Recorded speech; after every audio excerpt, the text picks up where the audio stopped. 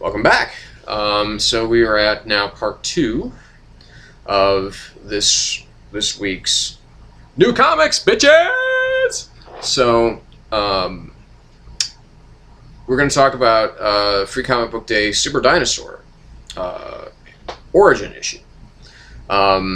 Essentially, that's really what it is. Straight up, it's an origin issue. You've got Derek. You got Derek Dynamo. He is telling the people that, if you read the first issue, there's this kind of family that's moved into the Dino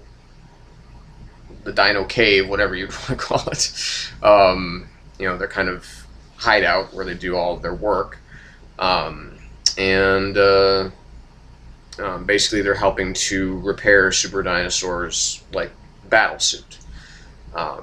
And young Derek is telling the two younger girls of this family of their exploits between him and Super Dinosaur, and basically how Super Dinosaur came to be. So it's it's exposition, but it's not heavy exposition. Like if we recall my review last week of The Boys, that was really overloading exposition. So this is a lot cleaner, a lot neater, and a lot more fun. Because there's all the silly names, Dr. Max Maximus, and he's the bad guy, and Dr. Dynamo and everything like that, and Derek Dynamo and Super Dynamo. I mean, it's all just kind of silly. It's fun, and as I put it to my wife, Ian, Comic Noob, how you doing? He did a review of this, in which I think made some valid points, and I kind of disagree overall with saying it was just good, and again that's just me because I loved it. But the point that I was making is this: it's kind of reading Super Dinosaur is like reading it's like reading a great Pixar movie.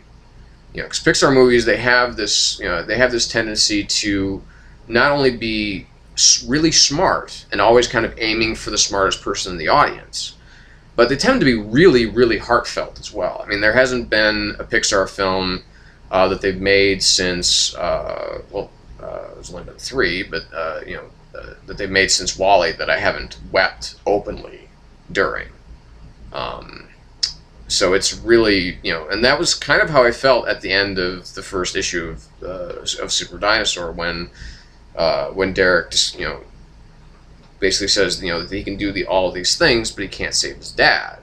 And not to save his dad, but he can't make his dad better.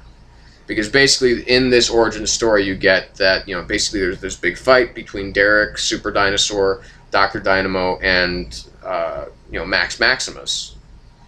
The physical pain eventually healed for everybody, but it affected Derek's dad. It affected Dr. Dynamo in a way that he just wasn't as smart as he was anymore, and that's where it's really hard and really sad for Derek, who has this brilliant father, but he can't.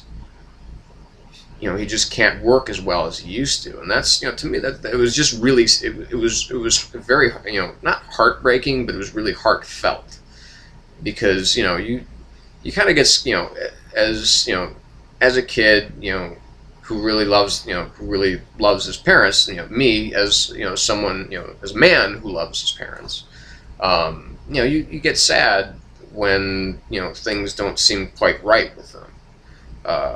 Because I recently lost my mother to cancer back in December. So I mean, it was very difficult. So I mean, on that level, I guess that's maybe where I was coming from, kind of how I was maybe dealing with that a little bit. Maybe some of that came out more personally for me. So again, Ian, certainly not I'm not saying you're wrong and I'm right. I'm just saying, I think we're coming from this from 2 different perspectives. So, it's all cool with me. So keep it up. And, if you haven't checked out his channel, I have no idea how to put up those links. So if somebody could tell me, that'd be great. but definitely check out Comic Noob because he's really smart guy, and he's just really fun to watch because he is because he's Scottish, and Scotsmen are cool. It's like me. I'm half I'm half Irish, so we're practically kin. You know what I'm saying? Anyway, I'm not gonna try and do my imitation of a Scotsman or an Irishman right now. You have to pay for that sort of thing because I only do that professionally. Anyway, moving on. So on to the actual releases of this week. We have a couple things. We have new Amazing Spider-Man 660, which is a continuation of the story, and again, it's more him interacting with the Future Foundation, with the FF. Now, basically, this is I think it's a cool issue because there's a lot of different stuff going on. It's not necessarily 100% constantly building towards what is going on in Spidey's personal life, and what's it's not just prepping you for Spider Island. Okay, it's just it's going off in some different directions. Yes, he's not solo anymore, and that's going to be a big part of his universe for a while. So I've kind of gotten used to that. I'm not as down on that as I once was. I don't feel like this is just a filler issue just to get you caught up with what Spidey's doing, because basically, here he's fighting, the Sinister Six, I don't know, it's not the original Sinister Six, it's just another incarnation. So you got Sandman, Electro, Mysterio, Chameleon, Rhino, and Doc Ock. Although Doc Ock's a lot skinnier and a lot less hairy than he used to be. So I don't really know what happened to him. I might want to look that up. And also Rhino is apparently Russian now. So again, not really sure where that came from, but whatever. And and he's fighting them alongside the FF. There's a really cool moment with where they start to essentially kind of go into an alternate reality thing where they have where they had each other's abilities. Ben is like Ben's like Reed for a little while. Sue is actually like the now deceased Johnny for a little while. Reed is like he's Thing-like. Spider-Man is actually wearing a Spider-Woman costume. So it's these varying parallel universe things going on. But this whole thing is a ruse. The Sinister Six is actually breaking into the Baxter building right now, the real Sinister Six, because these ones are all fake. So that's a little, that was kind of cool. I like that idea. That Doc Ock, because he's a smart guy, and he's using their own kind of intel, their own past against them, to send them to these, to this specific coordinate, to these specific coordinates where, the Thing was once, regarded as Blackbeard. Of course, the zombies aren't really zombies; they're robots too. And so the only two real members of the Sinister Six that are there are Chameleon and Mysterio. So